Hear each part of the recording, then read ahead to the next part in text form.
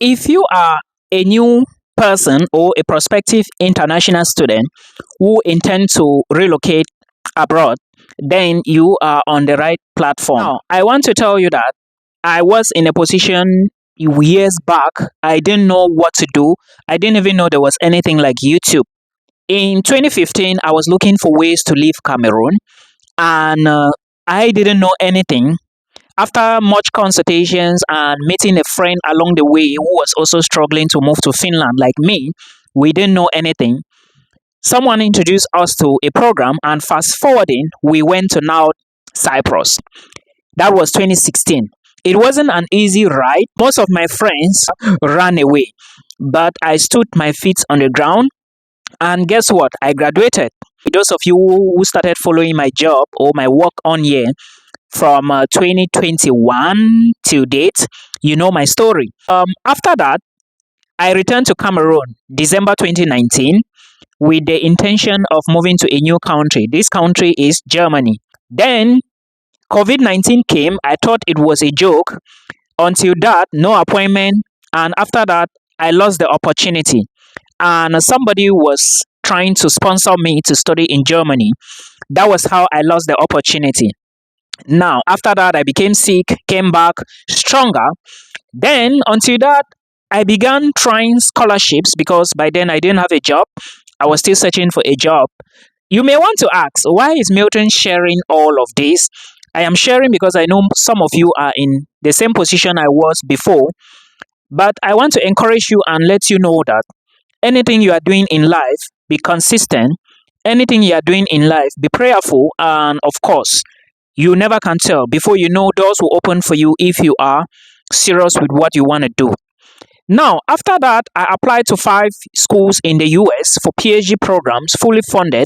I initially shortlisted like 12, but due to recommendation letters, because I now studied in a different country and returned to Cameroon, I had to submit just 5 applications. Application number 1, Rensselaer Polytechnic in New York. Application number 2, the University of Buffalo. Number 3 was at Michigan Technological University. Number 4, Purdue University. And number 5, University of South Carolina. At the end of the day, I got 0 offer. Not even an admissions without a scholarship, which I totally understand. There were so many mistakes I did in that application. But after that, I decided not to follow that route again because I realized it was competitive. I actually spoke to a lot of professors and I almost got a scholarship, but because my knowledge was weak in that department, I didn't get admission. In fact, I wasn't accepted. So I decided to try again towards 2023, 2024. Fast forwarding, from that period after my rejections from the US, I submitted 13 applications to 7 different countries, in 7 different countries. So out of those 13 applications, I actually got 5 admissions, 2 in 2 colleges in Canada, 1 in Italy, 1 in the Netherlands, 1 in Lithuania. Was it 4 or 5? Then the other colleges rejected me. Remember, I spent a lot of money for application fee. Now, I'm explaining this so you should know that this journey, I've been on this journey for a very long time. Now, remember, within this period, I was also coaching people, advising people on what to do, and people were moving abroad. Now, I'm explaining this to you, and I don't know if it's going to help you, but I believe you learned something from here. Resilience. These students, I want to answer some questions, then I'll give you a university in Iceland which is open. Check the university and apply, and remember that this university may not have a course that you want. I'm just giving you, so you should check the courses they offer in English. You may be lucky to find something, but remember that it is also competitive, and this university is very cheap. I think you have to spend about 8,000 Icelandic krona, which is about 37,000 CFA francs Cameroon money. It's not even up to 40 euros, I guess. Then you are going to pay an annual fee of 75,000 Icelandic krona, which is not even up to 40k CFA francs if you get admission. Now, what is the name of the school in Iceland? The name of the school is called Hola University in Iceland.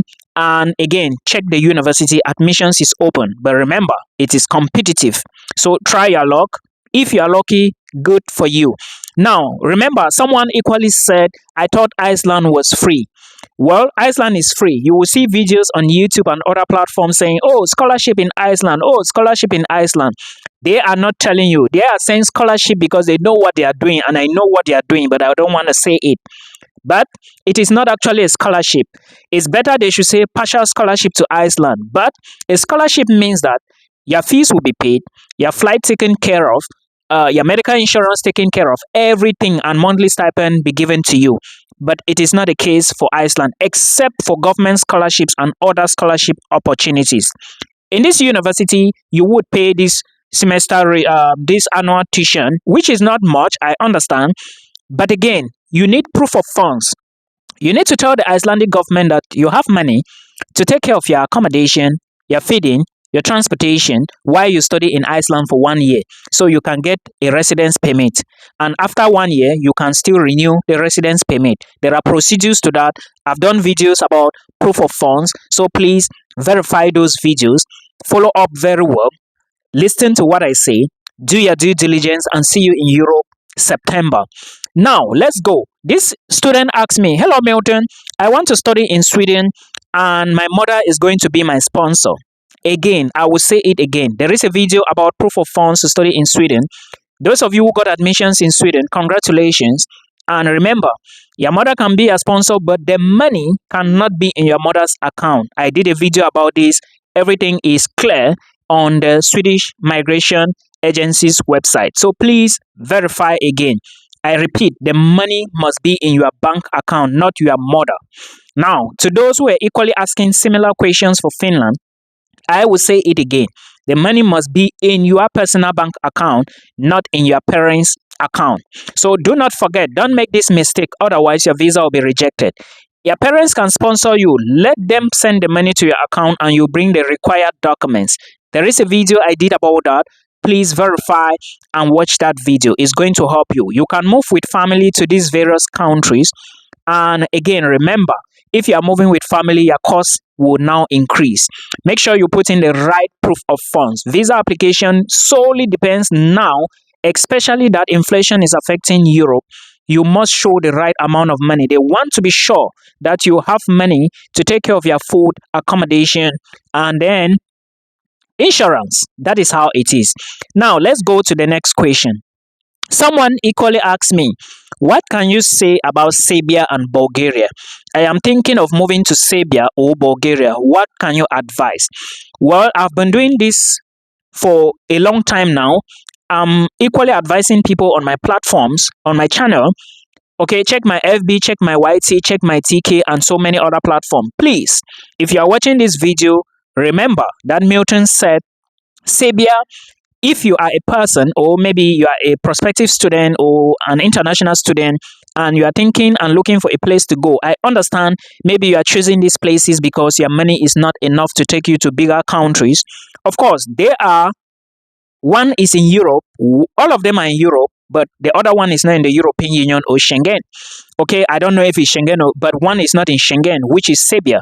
So if you go to Serbia, you will be stuck in Serbia, except you apply for another visa to go to enter a country which is in the European Union. But if you're in Bulgaria, you can always navigate other Schengen nations. If you're in Bulgaria, you can come to the Netherlands, Germany, Belgium, Sweden, Poland, and so many other Schengen countries. But you cannot do that if you are in Serbia.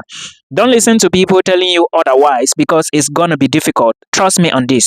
I am not blabbing, okay? Because I've seen so many people saying, oh, if you enter Serbia, you can easily cross to the Schengen zone. It is a big fat lie. Don't listen to them.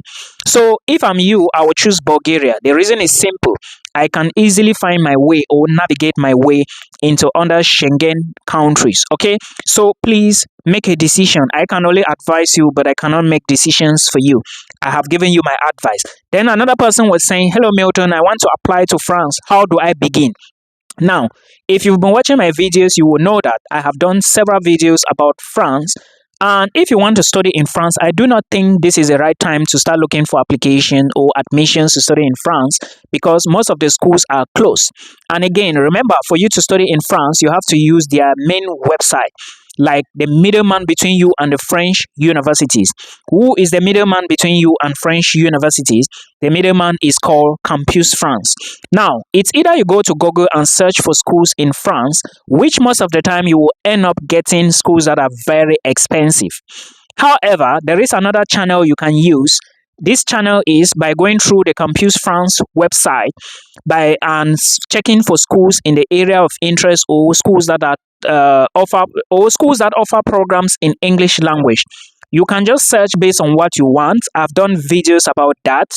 And when you find these universities, it will be good for you to follow up with the Campus France procedure. There are videos I've done about that, so please verify.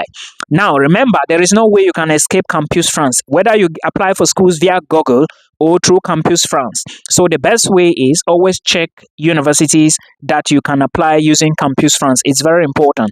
Now, that is the way to study in France. But right now, I think you are late.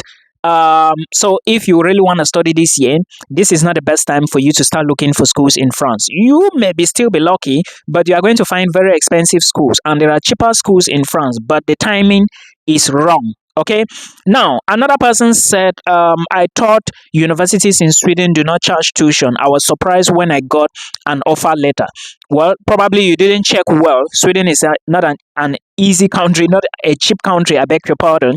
So if you are applying for any school in Sweden, you should know that you have a lot to pay. However, remember, even if you have to apply for the SI scholarship, which some people cannot apply, especially my people from 237, you still need to pay more. But if you are lucky to get a SI scholarship, then that is fantastic. But remember, Sweden is expensive. I'm just telling you so you know. I wish to see you here in Europe, and I hope this video helps you. We meet again in another one. Bye bye for now.